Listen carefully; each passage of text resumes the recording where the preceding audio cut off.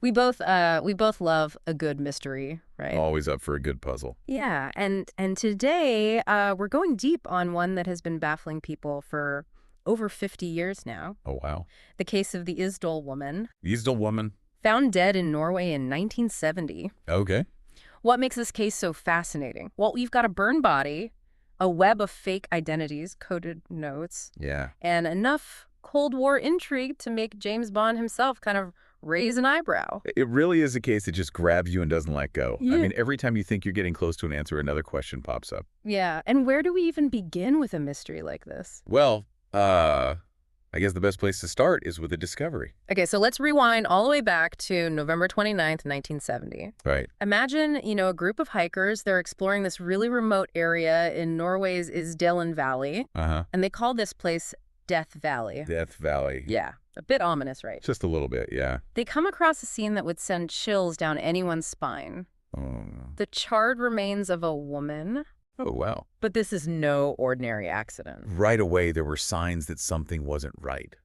Like the way her body was positioned. Okay. It's called the boxer's pose. Boxer's pose. Yeah, it usually indicates a very fast, very hot fire. Uh, And then there were these missing pieces, Huh? Her clothing labels had been carefully removed, Really? but a burned passport was found close by. So someone wanted to hide who she was, but not completely. It's hard to say. Even stranger, they found sleeping pills in her stomach, Oh, wow. and the smell of gasoline was just heavy in the air. It's like someone wanted to erase her completely. Yeah, almost like they were trying to make sure the fire consumed every possible clue. Incredibly eerie detail. Did investigators find anything that could help them understand who she was or why she was there? Well, there was a breakthrough, Okay. although it only deepened the mystery. Oh, boy. 2 suitcases turned up at the train station in Bergen, Okay. and what they found inside was like a spy kit, straight out of a movie. Wigs disguises several passports, each with a different name and nationality, Nice. and coded notes detailing her travels. Okay, so multiple passports, a trail across Europe. Yeah. This definitely sounds like we're stepping into the world of espionage. It does, doesn't it? Were investigators able to decode these notes? They were. Handwriting analysis revealed the coded notes contained a travel itinerary, placing her in various locations across Norway, France, and Germany.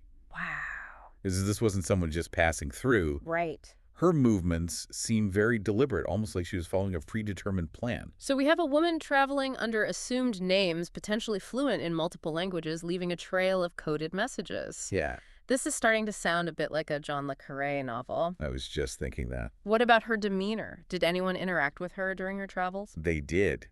Witnesses from hotels and shops who crossed paths with her described her speaking multiple languages. Oh, wow.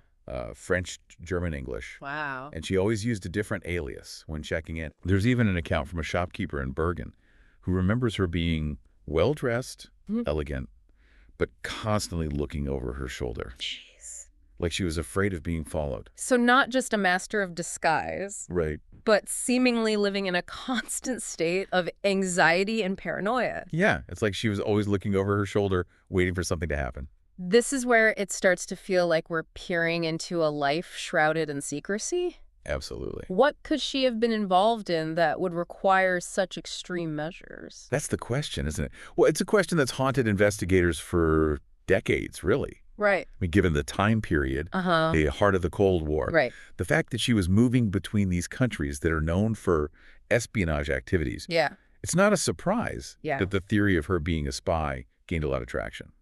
It does sound like something, ripped straight from a Cold War spy thriller. Oh, yeah. Secret missions, double agents, coded messages. Was she working for the East or the West? What kind of information could she have even been carrying? That's the million-dollar question, isn't it? It is. What makes this theory even more interesting are some of the specific details about her travels. Okay. Norwegian military tests were being conducted near a few of the places she visited. Really? And these weren't just any tests. Okay. We're talking about cutting-edge technology, Uh-huh. the kind that both sides of the Iron Curtain were desperate to get their hands on. So could she have been gathering intelligence on these tests? Maybe even relaying information back to her handlers? It's possible. I mean, her constant hotel hopping and that avoidance of eye contact we talked about, Yeah. that would certainly fit the profile of someone who's operating in the shadows. Right. It's a very plausible scenario. Yeah.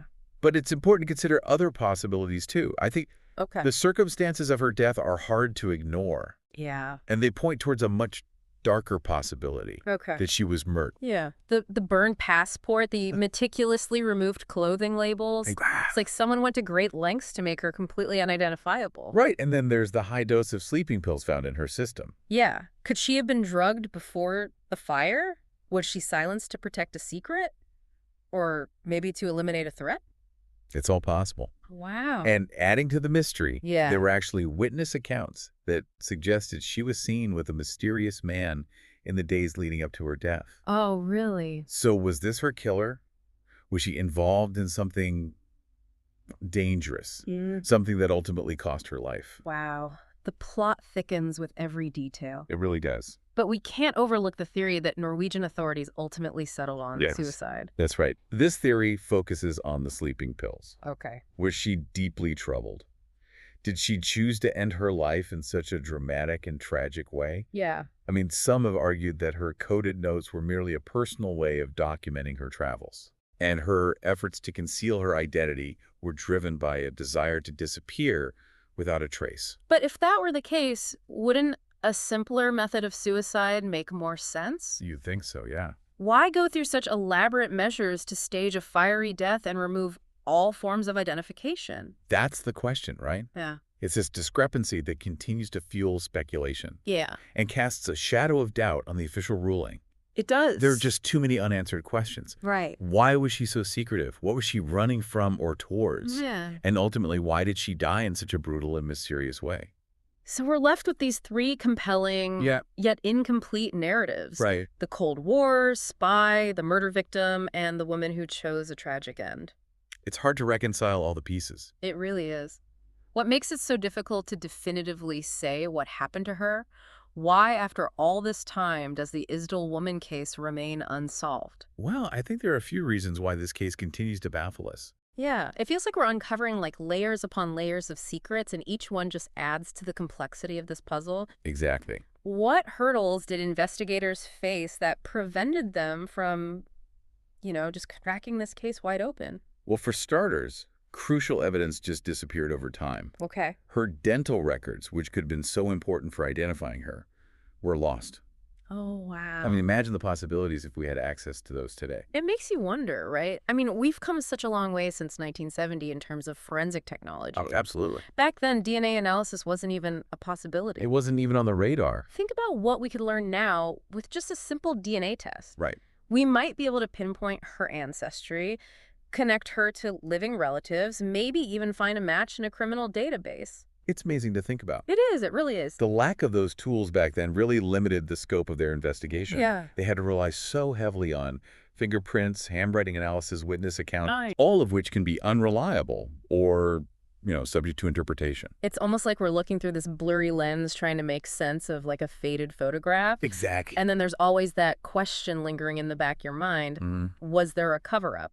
Ooh, Some believe that authorities knew more than they let on, right. especially if she was entangled with these Cold War operations. Yeah, if she was involved in something that sensitive, it's possible. Could information have been deliberately suppressed? It's a chilling thought. It is. The idea that some secrets are buried so deep, they might never see the light of day. Yeah, a chilling reminder that even in this age of information, some truths remain elusive. Absolutely. But it's not as if the case has been totally forgotten, right? No, not at all. Have there been any recent developments that offer maybe a glimmer of hope in finally unraveling this mystery? There have been some interesting developments. Okay. Recent advances in DNA analysis and isotope testing have provided some new clues. Oh, Isotope analysis examines the chemical signatures in her remains, okay. and it suggests she likely originated from Central Europe, Okay. possibly Germany or Eastern France. So we're finally narrowing down her origins. It seems so. That's a significant breakthrough. It is. Although her true identity still remains a mystery. Right. Without a DNA match to living relatives, we're still piecing together a puzzle with missing pieces. Right. It's like having a single chapter from a book and trying to imagine the entire story. A very good analogy. Thank you. It's remarkable how a case from the 1970s can still capture our imagination today.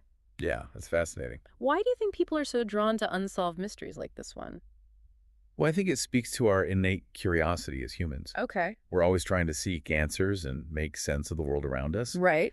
Mysteries like the Isdal Woman case, they really tap into our fascination with the unknown, Yeah. that possibility that there are secrets hidden right there in plain sight. Maybe it also reflects our own desire to understand, the complexities of human nature, Yeah. the choices people make and the consequences that follow. She's become such an enigma, a symbol of this enduring power of secrets Yes. and the lengths that people will go to protect them. Yeah, true. What do you think happened to her? It's the question that's on everyone's mind, isn't it? Yeah.